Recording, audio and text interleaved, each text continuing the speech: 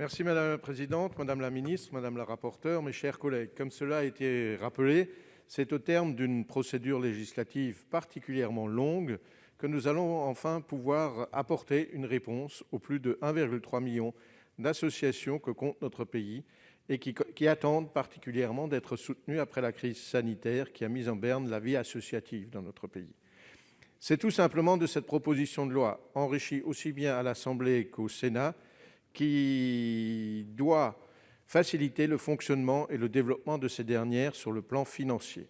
Cette nécessité se fait de plus en plus pressante à l'heure de la sortie progressive de l'état d'urgence sanitaire et alors que les associations, depuis plus de 15 ans, font face à une baisse tendancielle des financements publics.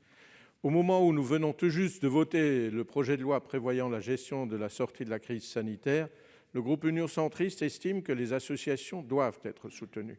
Elles sont des actrices essentielles de la vie des Français et leurs efforts ne doivent pas avoir été faits en vain.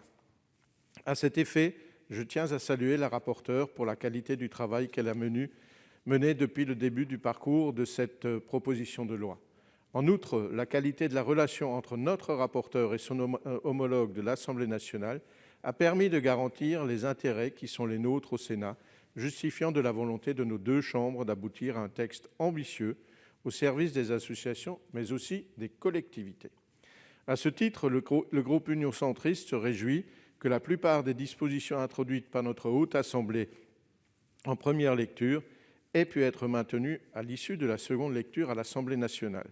Je pense tout particulièrement ici aux dispositions visant à préserver l'équilibre entre collectivités territoriales et associations que nous considérons nécessaires.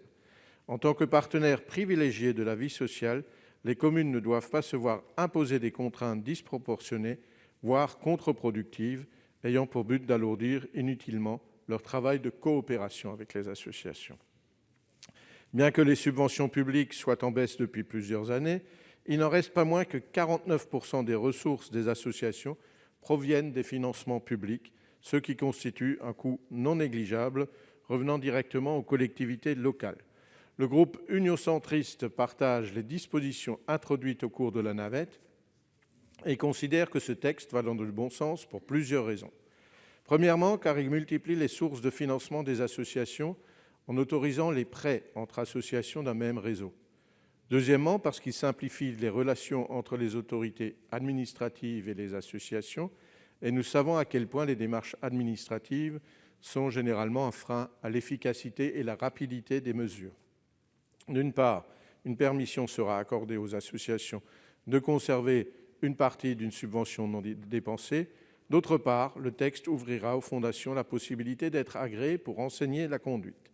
Troisièmement, car il accompagne la montée en charge du Fonds de développement pour la vie associative en intégrant les parlementaires à sa gouvernance et en lui reversant les soldes des comptes d'associations inactifs ou des soldes des comptes de campagne n'ayant pas été attribués dans le délai prévu. Pour toutes ces raisons, vous l'aurez compris, mes chers collègues, le groupe Union centriste votera ce texte. Je vous remercie.